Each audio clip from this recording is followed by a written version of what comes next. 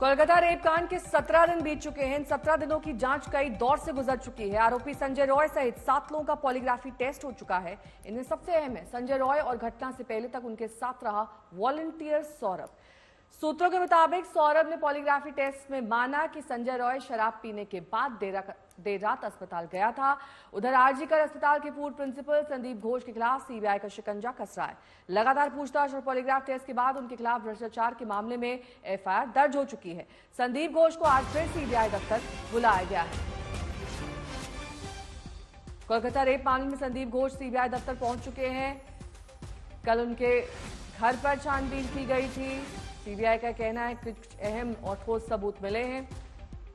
बहुत कुछ है, ये दरअसल सीबीआई ने कहा है। कल 12 घंटे संदीप घोष के घर पर सर्च ऑपरेशन चला था।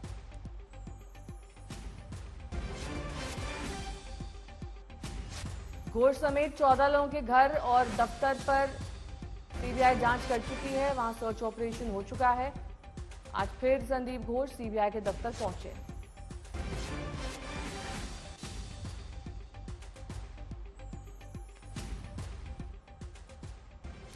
तो कोलकाता रेप कांड में सीबीआई ने 7 लोगों का पॉलीग्राफी टेस्ट किया। इनमें मुख्य आरोपी संजय रॉय के साथ घटना के पहले तक रहा वॉलंटियर भी है।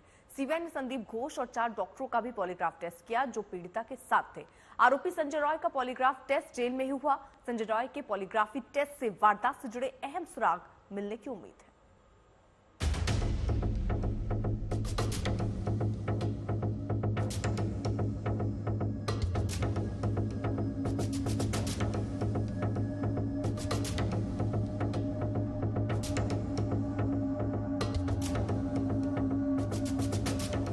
कोलकाता के प्रेसिडेंसी जेल से सामने आया 9 अगस्त की रात का पूरा सच।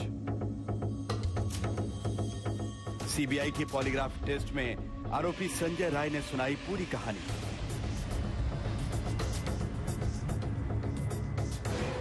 एक दिन पहले 4 घंटे तक सीबीआई की टीम संजय राय से उस रात के बारे में एक-एक सवाल करती रही। देखिए इस पूछताछ में क्या हकीकत सामने आई।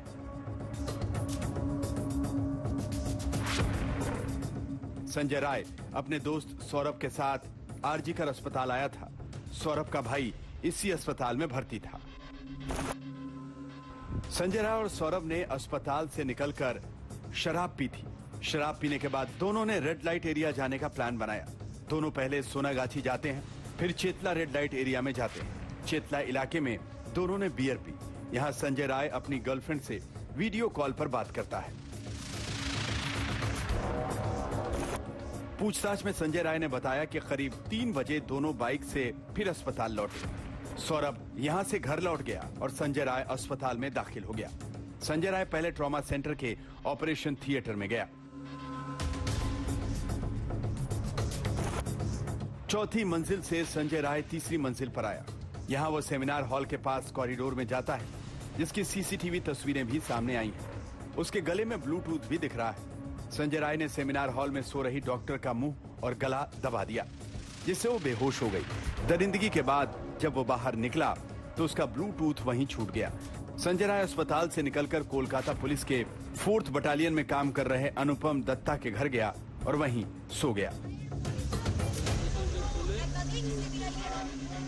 संजय राय और सौरभ की सीडीआर लोकेशन से इन सभी जगहों पर मौजूदगी साबित हो चुकी है। सीबीआई ने उस बाइक को भी जब्त कर लिया है जिसका इस्तेमाल संजय राय और सौरभ ने किया था। पॉलीग्राफी टेस्ट से पहले संजय राय का साइकोलॉजिकल टेस्ट भी किया गया था, क्योंकि उसके मोबाइल से भी अश्लील वीडियो मिले थे।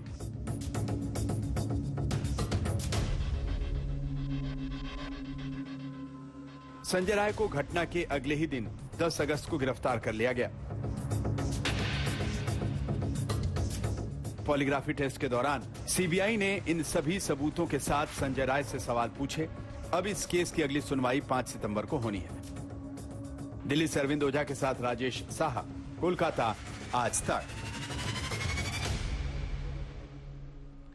अरविंद ओझा मेरे सहयोगी इस वक्त तमाम जानकारी के साथ जुड़ गए हैं। सूर्याग्नि रॉय भी हमारे साथ जुड़ गए हैं। सबसे पहले अरविंद आपका रुख करते हुए, क्योंकि फोरेंसिक साइंस से ये प्रूव हो चुका है कि ये गैंगरेप नहीं था, सिंगल रेपिस्ट था, वो संजय रॉय है।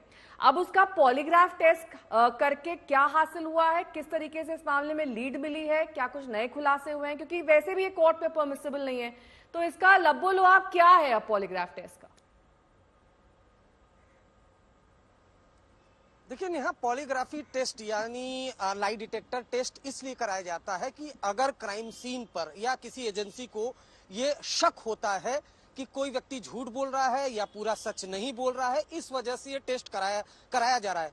आपको यहाँ बता दूं कि सेमिनार हॉल के आसपास जो सीसीटीवी लगे हैं उसमें तो सभी की मूवमेंट ट्रैक हो रही है। उसमें संजय रॉय भी दिखा था ठीक उसी वक्त जिस वक्त पोस्टमार्टम रिपोर्ट के मुताबिक मृतका की मौत हुई थी। आसपास की टाइमिंग 4 बजे के लगभग, और उसके खिलाफ पूरे एविडेंस कोलकाता पुलिस के पास भी थे और वही सीबीआई के पास भी थे।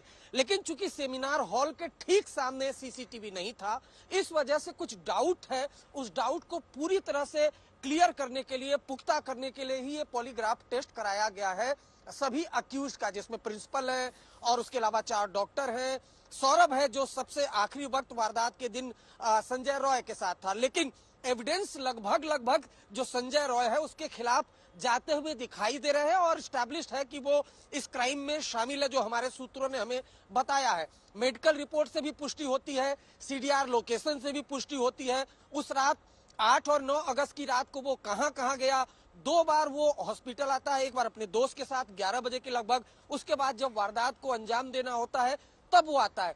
तो लगभग सारी चीजें क्लियर है सीबीआई को भी, लेकिन चूंकि बात वही है कि पुख्ता जानकारी जो सेंट्रल एजेंसीज होती है वो साइंटिफिक तरीके से भी हर संदिग्ध का और आरोपी का पूरा टेस्ट करती हैं और पुख्ता करती हैं कि कहीं कोई ऐसा सिरा तो नहीं जो छूट गया हो, साथ ही साथ कोई झूठ तो नहीं बोल रहा है या फिर आधा सच बोल रहा है। तो पूरा सच जानने के लिए ही ये पॉलीग्राफी टेस्ट कराया जाता है। लेकिन यहाँ आपको ये भी बता दूं, जो मुख्य आरोपी है, जो प्राइम सस्पेक्ट है संजय रॉय, उसका पहले साइकोलॉजिकल टेस्ट भी सीबीआई की टीम करा चुकी है और कोलकाता पुलिस भी ये मानती थी उसके मोबाइल से जो चीजें रिकवर हुई है वो बेहद चौंकाने वाली है। नेहा, जिस तरह के वीडियो मिले हैं, एक ऑडियो मिला है कोलकाता की एएसआई का, महिला एएसआई का है, जिसमें वो बहुत अजीब तरीके से बात कर रहा है। इंटरनेट की उसकी हिस्ट्री है।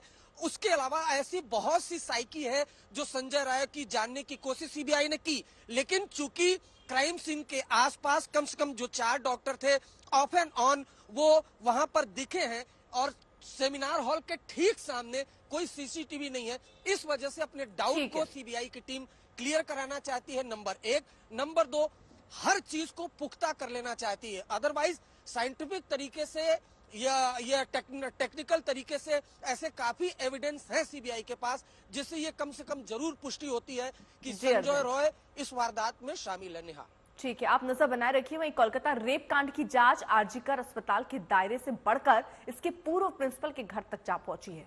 अस्पताल में भ्रष्टाचार के आरोपों की जांच के लिए सीबीआई ने कल संदीप घोष के घर की तलाशी ली। सीबीआई ने संदीप घोष की टीम में रहे फॉरेंसिक विभाग के प्रोफेसर देवाशीष सोम और पूर्व वाइस प्रिंसिपल संजय वशिष्ठ से भी पूछताछ की।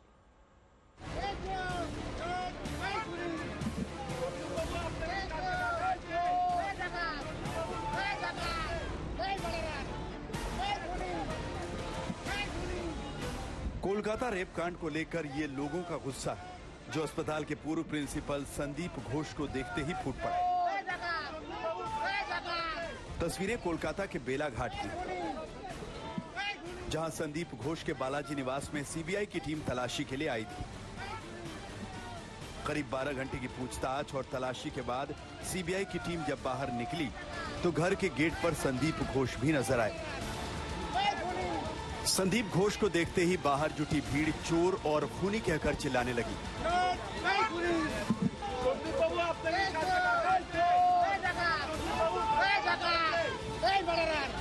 लगातार 12 घंटा पूछताछ करने के बाद इस वक्त सीबीआई टीम निकल रही है संदीप घोष की जो मकान है, मकान में पूरे दिन भर आज सर्च ऑपरेशन करने के बाद छापेमारी की गई सीबीआई की टीम की तरफ से। इस वक्त सीबीआई की टीम निकल रही है जो बेलाघाटा में है, कोलकाता की बेलाघाटा में संदीप घोष की ये जो मकान आपको दिख रहा है, इस मकान के अंदर पिछले 12 घंटे से पूछताछ की गई।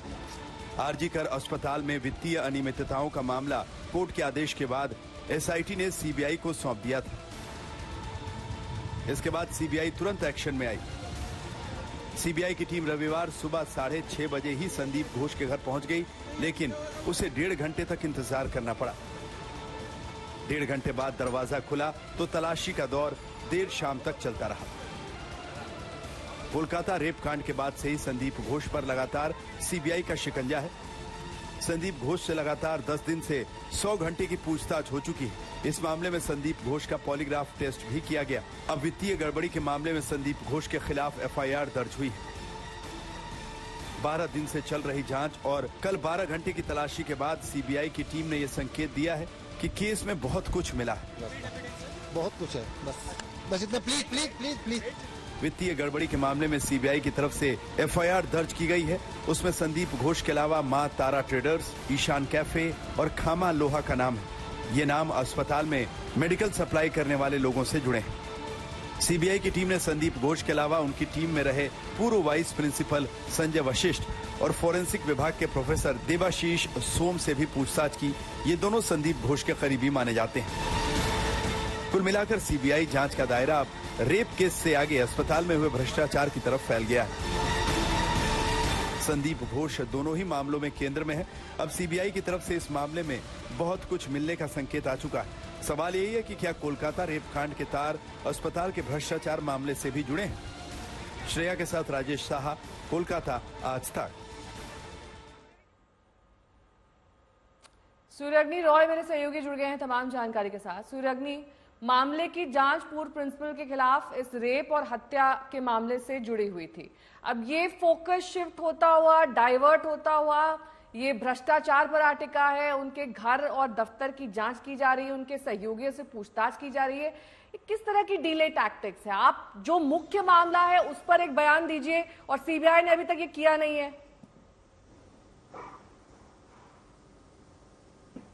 देखिए, ये बता दें कि 2 मामले हैं जिसकी जांच पड़ताल सीबीआई कर रही है। पहला जो मर्डर केस है, रेप और मर्डर केस है, जिसमें पॉलीग्राफ टेस्ट भी हो रहा है और संजय रॉय का भी हो रहा है, और संदीप घोष जो पूर्व प्रिंसिपल थे आरजी करके, उनकी तो लगातार मैराथन क्वेश्चनिंग जो है वो लगातार आज भी चल रही है। कल सीबीआई भी पहुंची थी उनके घर, लेकिन कल जो सीबीआई उनके घर पहुंची थी वो दूसरे मामले में है। दर्शकों को याद दिला दे कि एक एसआईटी फॉर्म किया गया था पश्चिम बंगाल सरकार की तरफ से फाइनेंशियल इरेगुलरिटीज को देखने के लिए, कि ऐसे आरोप थे कि संदीप घोष के अधीन जब वो प्रिंसिपल हुआ करते थे तब पैसों की हेराफेरी हुई थी आरजी कर अस्पताल में, और उसके बाद वो जो मामला था वो कलकत्ता हाई कोर्ट ने सीबीआई को दे दिया। यानी कि सीबीआई के पास फिलहाल 2 मामले हैं।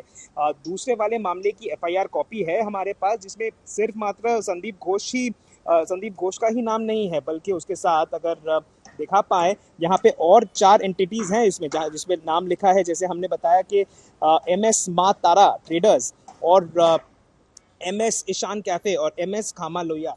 इसका जो बहुत सारे लोगों का आरोप था, और अख्तर अली जो पूर्व वहाँ पे वाइस प्रिंसिपल भी थे आरजी कर में, उनका भी दावा था कि संदीप घोष इन्वॉल्व हैं फाइनेंशियल इरेगुलरिटीज में।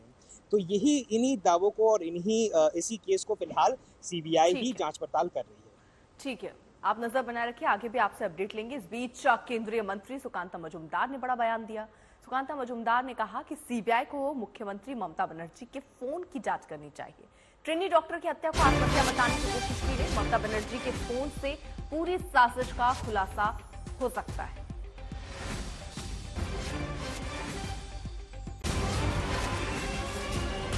रेड करने से नहीं होगा, छोटे लोगों से नहीं करने से नहीं होगा। हेल्थ मिनिस्टर के वहाँ रेड होना चाहिए, हेल्थ मिनिस्टर का इन्वेस्टिगेशन होना चाहिए।